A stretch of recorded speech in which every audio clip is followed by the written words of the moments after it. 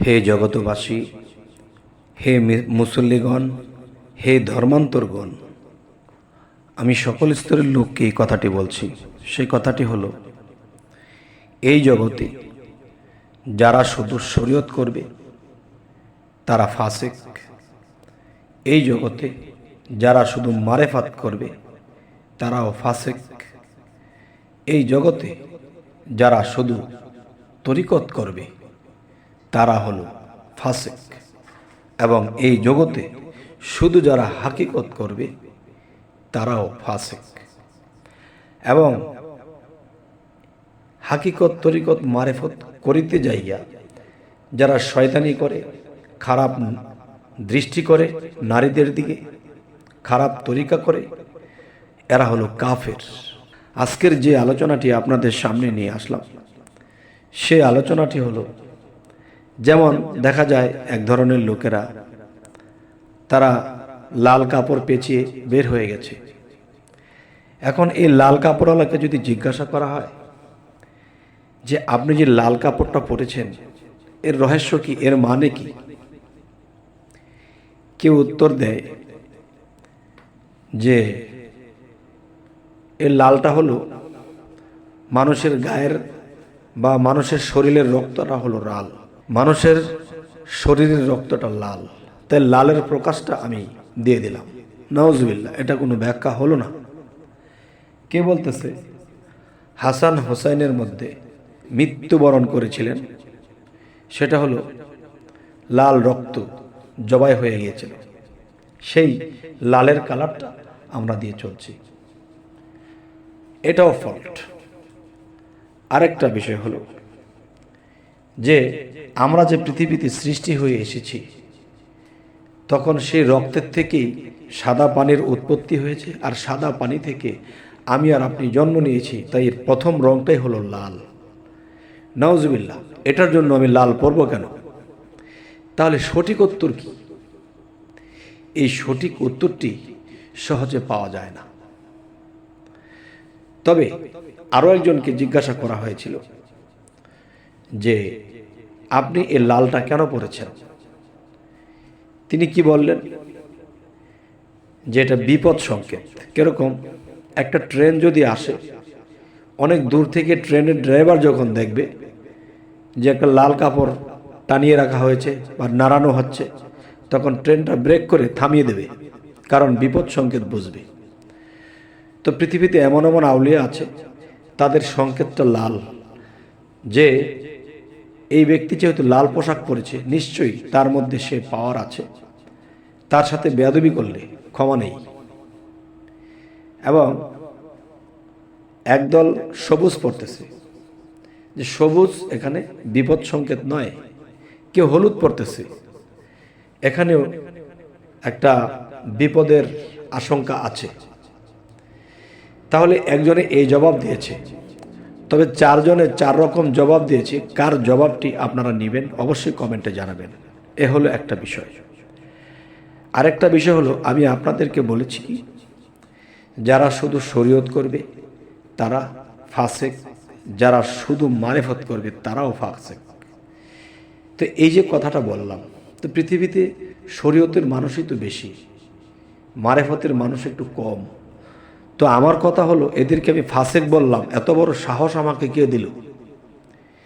এত বড় সাহসটা আমাকে কে দিয়েছে জানেন? আমি এটা গ্রন্থে পড়েছি, বড় বড় হাদিস দলিলের মধ্যে আমি পেয়েছি। যদি সে হাদিস দলিল ঘাটতে যাই তাহলে আপনাদেরকে সেটা ঘেটে দেখাতে পারবো না, যেহেতু 7-8 মিনিটের ভিডিও। তবে আমি দেহ কোরআন থেকে একটা দলিল আপনাদেরকে দিচ্ছি। আল্লাহ কিন্তু একদিন হাসরের দিন ধরবে যে দেখো, তুমি যে শুধু শরীয়ত করে এসেছো, তুমি তরিকত করনি, তুমি মারেফাত করনি, তুমি হাকিকত করনি, 3টা বাকি রেখেছ। কিন্তু দেখো, এই 4টা জিনিস শ্রেষ্ঠ, শরীয়ত, তরিকত, হাকিকত ও মারেফত। এই 4টা জিনিস শ্রেষ্ঠ যদি হয়ে থাকে, তাহলে তুমি এই 4টের মধ্যে 4টাই ব্যবহার করেছো দুনিয়াতে। চোখ দিয়ে দেখেছো, মুখ দিয়ে খেয়েছো, নাক দিয়ে শ্বাস গ্রাণ নিয়েছো, কান দিয়ে শুনেছো, চারটা তুমি এক সমানভাবে তুমি ব্যবহার করে এসেছো। এখন তুমি শুধু শরীয়ত করে এসেছো। শরীয়ত, তরিকত, হাকিকত, মারেফতে চারটা শ্রেষ্ঠ। যেমন তোমার নাক, মুখ, চোখ, কান, এটি তোমার মধ্যে শ্রেষ্ঠ ছিল। এই চারটা একযোগে তুমি ব্যবহার করে এসেছো, কিন্তু তুমি এখন এসেছো একটা করে, শুধু শরীয়ত করে এসেছো। তুমি দুজুকবাসী। তুমি শুধু মারেফত করে এসেছো, তবুও তুমি দুজুকবাসী। কেননা আমি আল্লাহর নেয়ামত, আল্লাহর দেওয়া নাক, চোখ, কান, মুখ আমি চারোটা একই সাথে ব্যবহার করেছি। তাহলে শরীয়ত, তরিকত, হাকিকত ও মারেফত একই সাথে আমাদের করা উচিত। তাহলে চারজন নবীর মধ্যে যদি যাই, যেমন হযরত মুহাম্মদ সাল্লাল্লাহু আলাইহি সাল্লাম, হযরত ঈসা আলাইহিস সালাম, হযরত দাউদ আলাইহিস সালাম এবং হযরত মূসা আলাইহিস সালাম, এই চারজন নবী শ্রেষ্ঠ। এই চারজন নবীর চারটি কিতাব আসমানি কিতাব। এই চারটি কিতাবের উপর আমাদের ঈমান আনতে হবে এবং চারজন শ্রেষ্ঠ নবীর উপর আমাদের ঈমান আনতে হবে। তো এখন যে বিষয়টা, সেই বিষয়টা আমি যেটা বলতে চাচ্ছি, যে যারা শরীয়ত করবে এদের কুল দিক কুল কিনার হবে না। যারা শুধু মারেফাত করবে এদেরও কুল কিনার হবে না। কেননা আমি জগতে বেঁচে আছি, আমি কিন্তু আত্মরূপে বেঁচে নেই। আমার দেহ আছে, আমার দেহের ভিতরে আত্মা আছে। তাহলে আমার দেহটা দেখা যায় বলে এটা শরীয়ত, এবং মারেফত আমার দেহের ভিতরে আত্মা। আর আত্মা না থাকলে দেহ চলবে না। তাহলে একটার সাথে একটা একাকার হয়ে চলছে। তাহলে এই দেহটাকে আমরা অজু করাচ্ছি, কিন্তু আত্মাটাকে অজু করাচ্ছি না। দেহের অজু পানি দ্বারা, আত্মার অজু কি দ্বারা? যদি বলেন জিকির দ্বারা আত্মার অজু, না। যেমন আমরা মাছ ভাত খেলে আমাদের পেট ভরে, এই দেহের পেটটা ভরে, তেমনি আমরা কিন্তু যে জিকির যদি কেউ বলে, জিকির হলো আত্মার খাদ্য। তো ভাত মাছ দিয়ে যদি আমরা অজু না করি, তাহলে আত্মা কিন্তু জিকির দিয়ে অজু করে না। তাহলে আত্মার অজু কি দ্বারা? সেই আত্মার অজু অবশ্যই একজন মুর্শিদের কাছে যে আমাদের চিনতে হবে, জানতে হবে।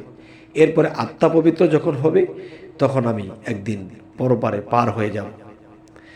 যাই হোক, আজকের মূলে যে আলোচনাটি ছিল, যারা একটা করবে তারা ফাসেক হয়ে যাবে, যারা চারটে করবে এবং মেনে চলবে তারা উৎকৃষ্ট হবে, আল্লাহর কাছে শ্রেষ্ঠত্ব হবে। তবে হে জগতবাসী, আমি বহুদিন ধরে আপনাদের সামনে আলোচনা করি, তবে আমি চেষ্টা করি আপনাদেরকে নিত্য নতুন কিছু আলোচনা দেওয়ার জন্য। তবে সামনে আমি আপনাদের সামনে যেন আরও ভালো কিছু আলোচনা নিয়ে আসতে পারি, তাই আপনারা আমাদের চ্যানেলটিকে সাবস্ক্রাইব করে রাখুন। অবশ্যই আপনাদের সামনে খুব তাড়াতাড়ি ভিডিওগুলো পৌঁছে যাবে। তো সকলেই ভালো থাকবেন। আল্লাহ হাফেজ।